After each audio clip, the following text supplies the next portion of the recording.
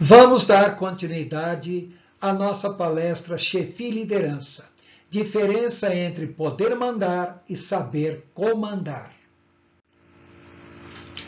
Vamos ver agora as qualificações de um líder espiritual.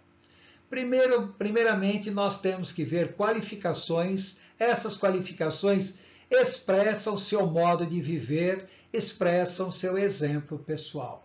Pegando a epístola que Paulo escreveu a Timóteo, em 1 Timóteo, capítulo 3, versos 2 a 7, Paulo diz: é necessário, pois, que o bispo, o presbítero, o pastor, seja irrepreensível, marido de uma só mulher, moderado, sensato, respeitável, hospitaleiro e apto para ensinar.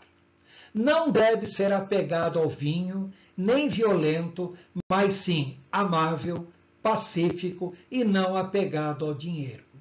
Ele deve governar bem a sua própria família, tendo os filhos sujeitos a ele com toda a dignidade.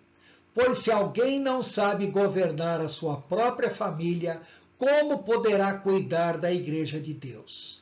Não pode ser recém-convertido, neófito, para que não se ensoberbeça e caia na mesma condenação em que caiu o diabo.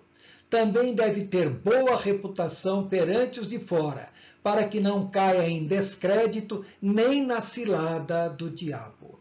É óbvio que o apóstolo Paulo está falando aqui sobre liderança espiritual, mas essas qualificações de líder servem para qualquer líder, mesmo fora do ambiente eclesiástico, mesmo fora do ambiente espiritual. Então vamos ver essas qualificações.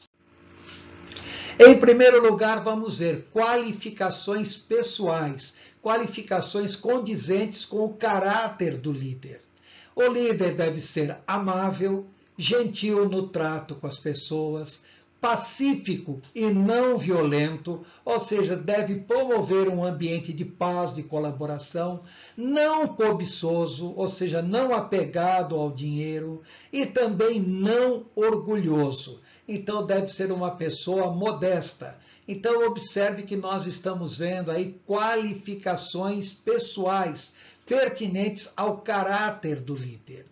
Em segundo lugar, qualidades mentais. Deve ser uma pessoa sensata, ou seja, inteligente, equilibrada e prudente.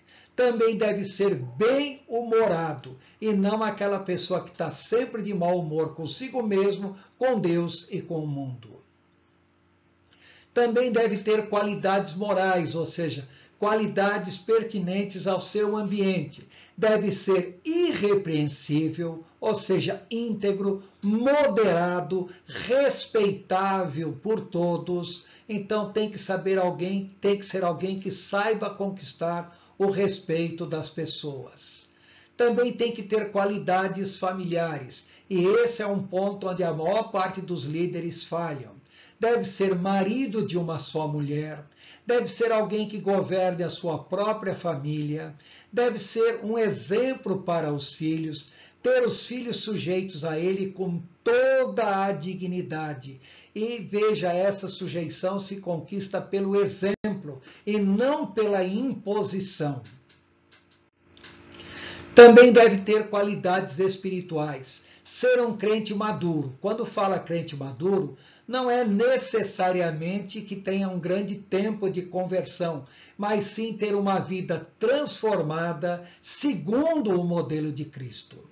Deve ser experiente, neófito não serve. Tem que ser uma pessoa que tenha experiência na vida cristã para que não venha a cair nas ciladas do diabo.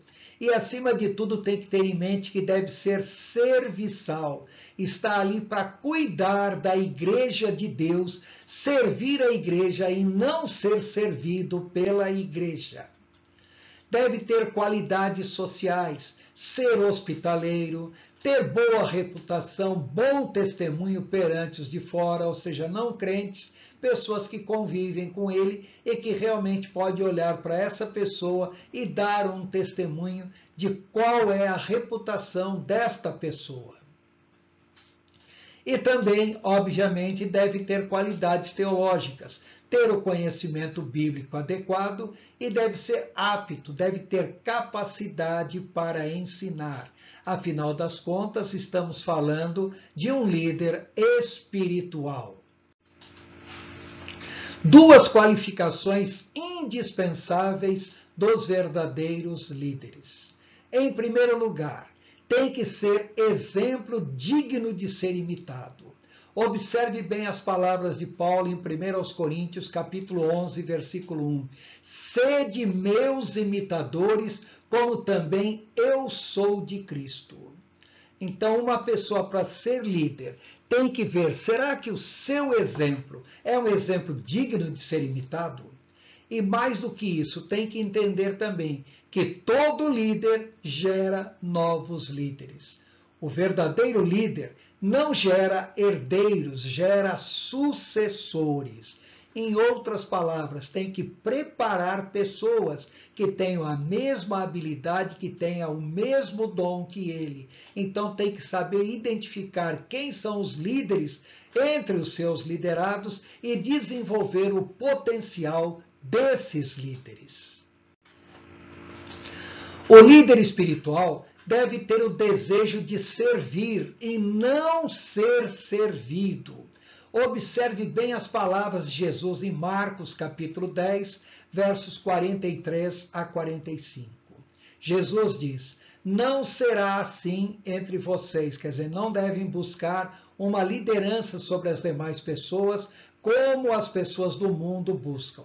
Pelo contrário, quem quiser tornar-se importante entre vocês deverá ser servo, e quem quiser ser o primeiro deverá ser escravo de todos. Pois nem mesmo o Filho do Homem, que é o próprio Senhor Jesus, veio para ser servido, mas para servir e dar a sua vida em resgate por muitos. Então, o verdadeiro líder tem que estar disposto a morrer pelos seus liderados.